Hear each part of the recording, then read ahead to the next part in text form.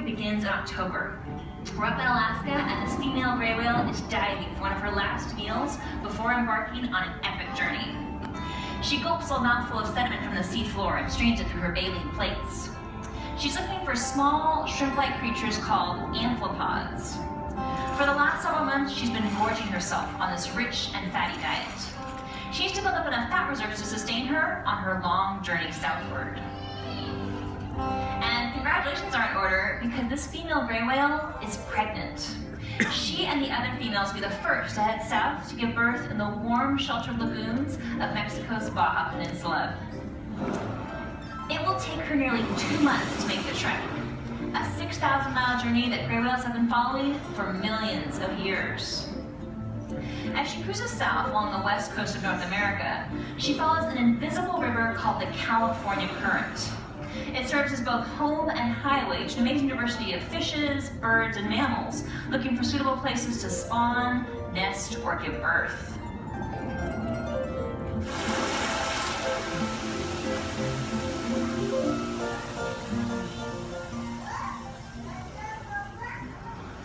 Flying above her in V formation, a squadron of brown pelicans rises and falls in a graceful echo of the waves.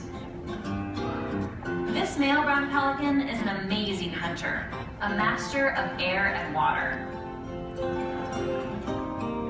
He and the other pelicans spot a bait ball from above and plunge in for a feast.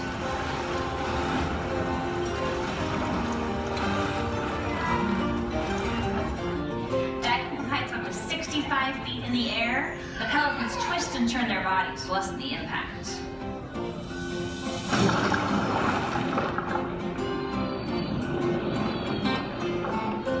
Soon, all that's left are fish scales that glitter and descend into the depths. The pelicans continue on with their bellies full. Their destination, a remote desert island in Mexico's inland sea. As the pelicans soar above, a male elephant seal lumbers ashore below them. At 5,000 pounds, he is truly enormous. In the prime of his life. He's just returned from 5 straight months at sea, swimming and diving non-stop, day and night, hunting for small sharks, octopus, and rays. But there's no rest for a weary alpha male. Every year he stakes his claim on this stretch of sand. By doing so, he secures breeding rights. These females become part of his harem. Another male stands by, ready to challenge him. Sometimes simply asserting his fierceness through a long, low bellow causes the rival male to back off. This time is not enough to ward off his challenger.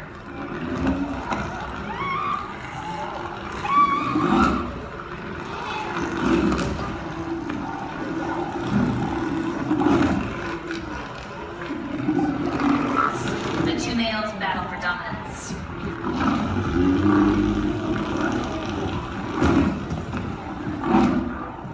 In this confrontation, size matters, and eventually the smaller male retreats into the surf.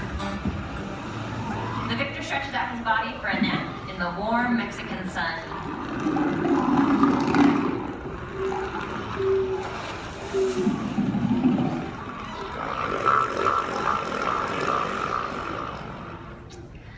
Miles south of the elephant seal colony, our gray whale has arrived in the same lagoon where she was born 20 years ago. The waters are calm and free of predators. It's a perfect place to give birth. Now it's time to rest and wait. Another migration has also occurred. Whale watchers eagerly wait the annual arrival of these gentle giants, and the female, being curious, approaches the boats for a closer look. She has no memory of the past, when people hunted gray whales, nearly to extinction. Clear across the Baja Peninsula, the pelicans continue on to their destination. The waters below them teem with life. Whale sharks, the largest fishes in the world, gather in great numbers to feed and breed here.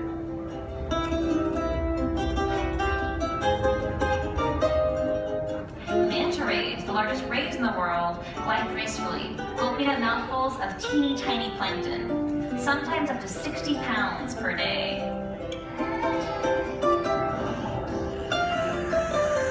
Their smaller cousins, globular rays, leap from the water in a dazzling display.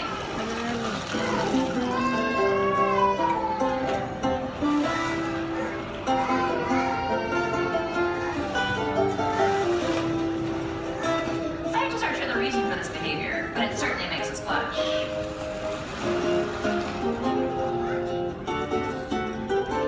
The pelicans continue on to their destination, soaring over colonies of birds who already reached their breeding grounds, like these elegant terns, the most stylish birds in Baja.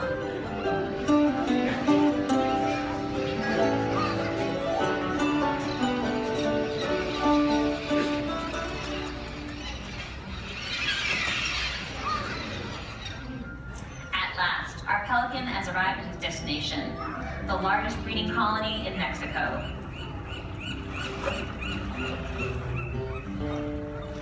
He'll attract a mate. Once he's found her, they'll build a nest together. They'll remain monogamous for the rest of the breeding season.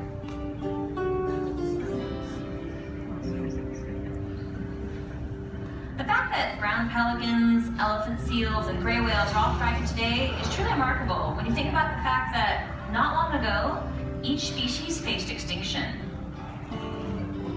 Nearly a century ago, demand for their oil-rich blubber reduced populations of elephant seals to fewer than 100 animals, and nearly wiped out the gray whales. And by the early 1970s, pelicans were listed on the endangered species list. Decades of dumping highly toxic chemicals like DDT into the environment caused populations in California to plummet by more than 90%. Something else happened around that time.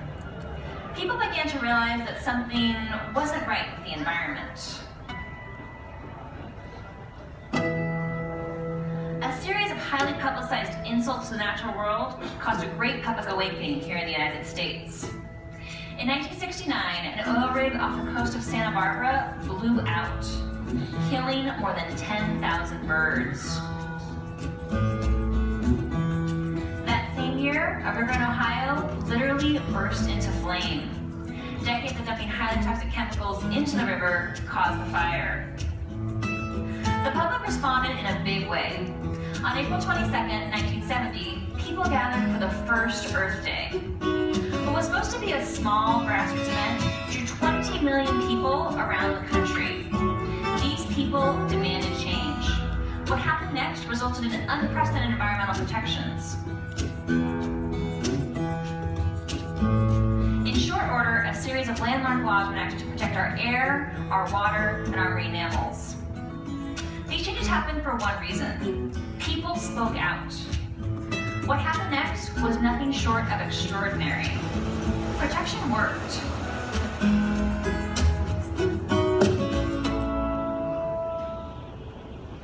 More proof of that protection working is in our lagoon in Baja, where our gray whale has given birth to a calf, one of several hundred that will be born this year. Nearly extinct a century ago, gray whales are a common sight today. Scientists estimate the numbers are nearly as high as they were before the whaling era. Now that she's given birth, its mom's job to help this youngster gain a layer of fat he'll need to protect him on his long journey north. She's got her work cut out for her. This youngster will drink 50 gallons of milk and gain nearly 70 pounds every day. Back at the pelican colony, the pair watches over their new family. Believe it or not, these are healthy pelican chicks hatched after the use of DDT was banned. Once that happened, the population was able to recover and they were removed from the endangered species list in 2009. These youngsters will have to grow quickly. In 3 short months, they'll be on their own. For about a week, mom and dad eat, digest, and regurgitate food for the youngsters, but soon enough, they'll learn to dive and forage on their own, simply by imitating the adults. This will be the last step before the fledglings leave the nest.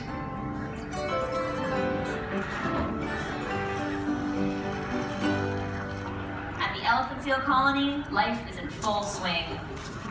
A number of females have given birth to helpless, adorable pups. just like this one.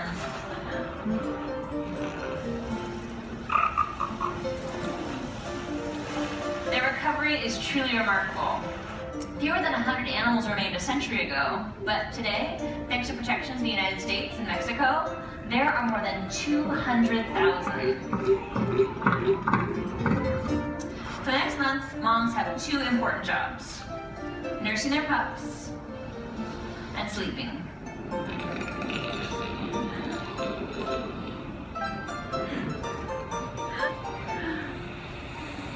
Soon, the adults will head out to hunt and forage in the deep offshore waters of the Pacific, with the juveniles right behind them.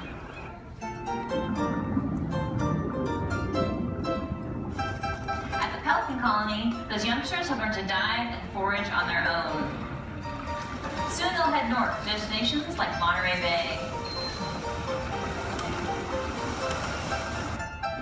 Our gray whale calf is also ready to leave his sheltered lagoon.